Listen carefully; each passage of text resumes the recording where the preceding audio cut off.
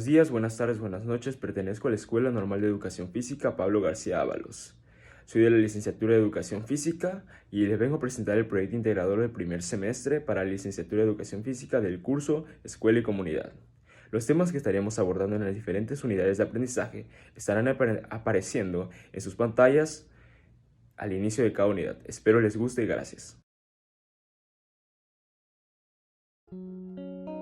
La economía de México como tal está diversificada, incluyendo industrias de alta tecnología, producción de petróleo, explotación de minerales y manufactura, aunque sus tres principales bases son la industria del petróleo, las remesas enviadas por los emigrantes que viven en el exterior y el turismo. ¿Qué son las remesas? Pues las remesas son ganancias que los emigrantes envían a su país de origen, normalmente a sus familiares, con el propósito de solventar sus gastos básicos. Por esto, la crisis global afecta a México más que a cualquier otro país de Latinoamérica. ¿Por qué? Por su dependencia a Estados Unidos. Esto se da gracias a que las inversiones y las exportaciones disminuyen, lo que golpea a los estados del norte y las remesas como tal bajan, lo que afecta a los sectores más pobres del sur del país. Con todo esto, se espera que la economía de México cierre el 2021 con un incremento del 6% y en 2022 crezca un 2.8%. La observación es un instrumento muy importante en el momento de recolección de datos y permite un acercamiento más profundo hacia lo que se está investigando. En esta existen dos divisiones, la observación participante y la observación no participante. La observación participante es aquella en la cual el investigador asume un rol activo durante el trabajo de campo, es decir, interactúa directamente con aquel o aquellos que observa e inclusive en una versión extrema puede llegar a involucrarse con los sujetos que integran la muestra que está investigando. Y por su parte, la observación no participante supone todo lo contrario, es decir, el investigador asume un rol pasivo, tan solo de recopilar datos sin interferir en el normal comportamiento de lo que se está investigando. Periodos y etapas del ciclo vital, tema 1, unidad 1, crecimiento, desarrollo y maduración. El crecimiento y desarrollo es un fenómeno continuo que se da desde el nacimiento y termina al final de la adolescencia. El crecimiento y desarrollo tienen características comunes, pero son diferentes en cada persona, ya que cada uno tiene rasgos genéticos, neuroendocrinos y ambientales diferentes. El crecimiento sigue tres periodos específicos. Un periodo de crecimiento rápido que comprende los 4 primeros años de vida, caracterizado por una disminución progresiva de la velocidad desde 25 centímetros el primer año a 12 centímetros el segundo año, 10 centímetros el tercer año y 8 el cuarto año. El siguiente, un periodo de crecimiento más lento y sostenido desde los 4 años hasta el inicio de la pubertad, con una velocidad de crecimiento que varía entre 4 a 7 centímetros por año. Luego viene otro aumento repentino de talla. Este empieza a los 15 años, donde la ganancia de estatura es de 25 a 30 centímetros en los chicos y en las chicas 23 a 27 centímetros. Con los 15 años llegados se da la pubertad. La pubertad es donde se desarrollan los caracteres sexuales de las personas. En los hombres, los cambios más notorios llegado a esto son el vello púbico y vello en el cuerpo, además del aumento del escroto, los testículos, así como el agrandamiento del pene. En las mujeres, de igual manera, el vello púbico y el vello en el cuerpo, pero también aumento en las mamas y lo que ya conocemos todos, la menstruación. La actividad física en la Edad Media fue escasa. Los deportes y juegos que se practicaban estaban directamente relacionados con la caza y la guerra, aunque también se practicaron algunos juegos aparentados con el tenis, el fútbol y el golf, antecesores del deporte moderno, provistos de reglamentos de juego. En esta época la actividad deportiva es prácticamente desconocida y la iglesia estaba en contra de todo aquello que producía placer y servía para mejorar el cuerpo. Incluso se consideraba pecaminoso todo lo que concierne a las actividades físicas y se buscaba que el pueblo se enfocara solamente en la actividad espiritual, despreciando los placeres físicos. Aunque hubo dos actividades que eran muy populares en ese entonces, los torneos y las justas. Los torneos consistían en los caballeros medievales se enfrentaban con la lanza en el ristre, el caballo lanzando el galope en los torneos que realizaban en los castillos de los señores feudales. Y las justas estaban relacionadas con el llamado juicio de Dios y se disputaban con armas verdaderas. Entendemos por pobreza en su aceptación más amplia que ha sido asociada con condiciones de vida no óptimas para el correcto desarrollo humano. Esta se vincula estrechamente con la limitación o inexistencia de la calidad de vida de los individuos y de sus familias. El porcentaje de la población en pobreza, según la entidad federativa, estuvo conformada de esta manera. Los estados del centro fueron los que menos porcentaje de pobreza tuvieron. Se tuvieron con un 14 al 35%, junto con los del céntricos, con un 35 a 50%. Ahora, los más afectados fueron los del sur, con un 50 a 65%, 4 de ellos respectivamente, y 65 a 80, 3 de estos. En cambio, los estados que están en el sur, como por ejemplo Yucatán y Quintana Roo, no se vieron tan afectados y esos tuvieron un 14 a 35% y 35 a 50%. En los cambios en el porcentaje de la población en pobreza según las entidades federativas de México estuvo así. En los estados de Chihuahua y a su derecha, como podemos ver, hubo una disminución significativa, aunque como vimos en la anterior gráfica, estos no presentaban un gran problema de pobreza. En Sonora, Baja California y Baja California Sur, esto se mantuvo igual, sin un cambio significativo, y un aumento significativo hubo en el estado de Veracruz.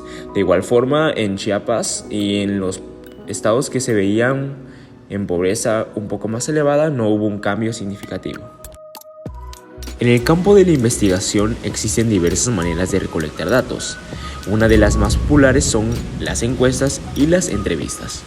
Muchos piensan que una encuesta y una entrevista son lo mismo, pero la realidad es que son diferentes y tenemos que conocer sus diferencias y sus significados para los que van dirigidos si queremos que sean buenas.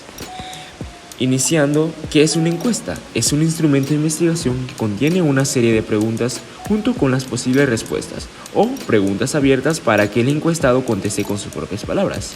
Y las entrevistas son una técnica de recolección de datos a través de una conversación directa y a profundidad entre el entrevistador y el encuestado. Tiene el mismo propósito de una encuesta, recolectar información, pero aquí la interacción es uno a uno.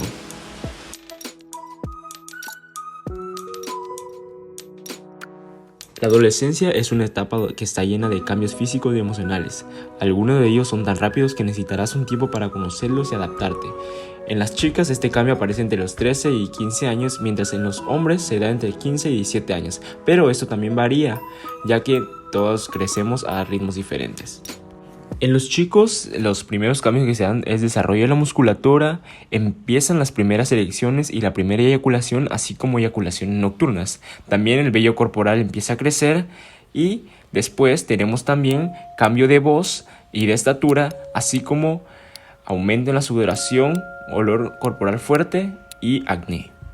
Y en las mujeres los cambios que experimentan son crecimiento de las mamas y ensanchamiento de caderas, cambios en la vagina, el útero y los ovarios, inicio de la menstruación y la fertilidad, cambios en la forma pélvica y redistribución de la grasa corporal, así como crecimiento del vello púbico y axilar, aumento de estatura y olor corporal fuerte, cambios en la piel y de igual manera acné. Los cambios en el tema psicológico se dan en una mayor curiosidad por el mundo que nos rodea. Empezamos a tener opiniones propias y críticas acerca del amor, estudios, familias, etc. Y en lo social, la persona empieza a tener importancia por tener un grupo social y compartir ideas o gustos. En la época colonial, las distintas comunidades originarias realizaban diferentes juegos, carreras a pie y a caballo, carreras a un salto, diversos juegos de pelota donde se realizaban los pases con la cabeza y el empeine o las manos, según el juego. El juego en la época colonial para los adultos consistía en subirse a los palos enjabonados, rompecabezas, dominó, juego de la oca, ruleta, damas, ajedrez y naipes. Y para los niños, en los espacios públicos se desarrollaban carreras de caballos, riñas de gallos y otros juegos en los que participaban jóvenes y niños. Así, los bolos, la pelota vasca, la chueca de origen indígena. Los factores sociales y culturales que influyen en la conducta humana. Desde que nacemos, cada persona está inmersa en un mundo social y su desarrollo depende de la interacción con otros miembros del grupo. Estas interacciones son múltiples y condicionan sus ideas, creencias y modos de comportamiento. Pudiendo dar un ejemplo claro de este tema, puedo mencionarme a mí mismo, ya que cuando estaba en la primaria y después cuando pasé a la secundaria fue un cambio diferente en mi forma de pensar y en mi forma de hacer las cosas, ya que en la primaria tenía un grupo social diferente al cual estuve inmerso en la secundaria, el cual hizo que mi perspectiva fuera cambiando y fuera variando a otras cosas. Entonces ahí puedo darme cuenta que los factores sociales influyen mucho en una persona cuando cambia de la niñez a la adolescencia. México hoy por hoy vive una situación de cambios en el ámbito educativo, situación que está inmersa en el sistema educativo de nuestro país, donde se pueden visualizar diversas problemáticas que afectan el avance y el desarrollo de nuestra educación. Estas problemáticas son las siguientes. 1. Cobertura de la educación. Esta es la razón por la que existen comunidades que a lo largo de su vida no reciben la educación básica. Una solución a esta podría ser incluir la educación preescolar en la educación obligatoria básica para así facilitar a poblaciones vulnerables el acceso a este nivel educativo. Otra también podría ser priorizar el aprendizaje de las comunidades indígenas. Segunda es calidad educativa. Esta indica que los problemas en cuanto a la calidad del sistema educativo en México requieren de medidas que impliquen una reconstrucción sistemática.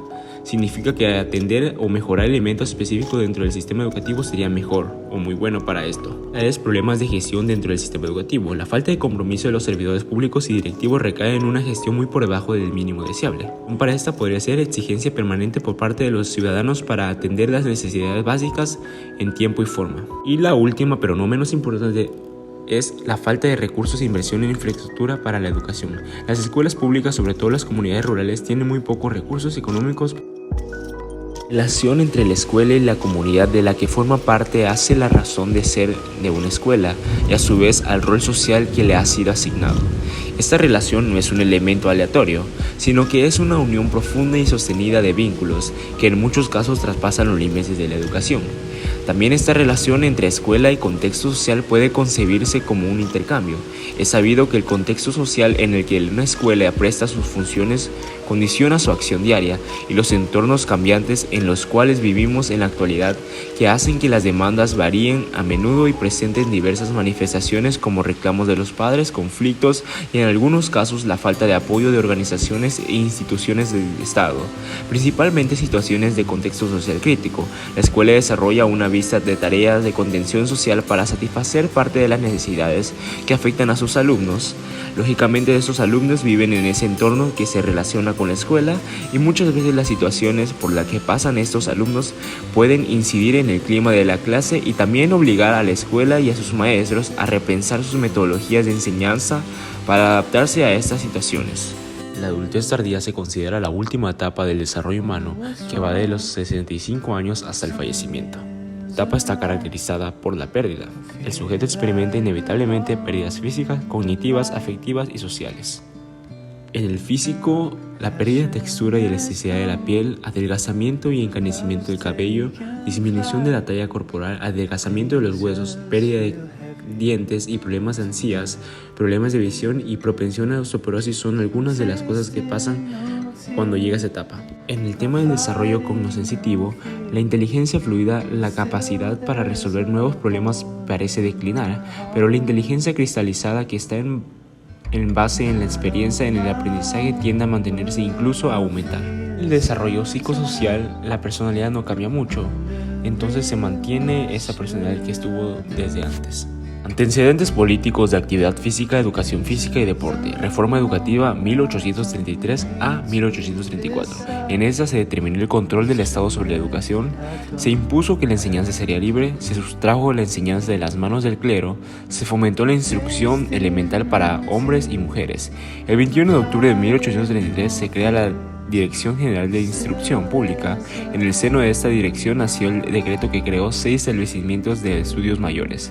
El primero fue el primero de estudios preparatorios, el segundo el estudio ideológico y humanidades, tercero de ciencia física y matemáticas, cuarto ciencias médicas, quinto jurisprudencia y sexto ciencias eclesiásticas. Y en el Congreso de 1856 a 1857 se generaron cambios estructurales que acabaron con las supremacias coloniales. Suprimió el estado confesional de las constituciones anteriores, así como se instituyó la libertad en la enseñanza. Soy el alumno Edwin Alexander Torres García, del primer semestre del Grupo B, y este fue mi producto integrador. Gracias.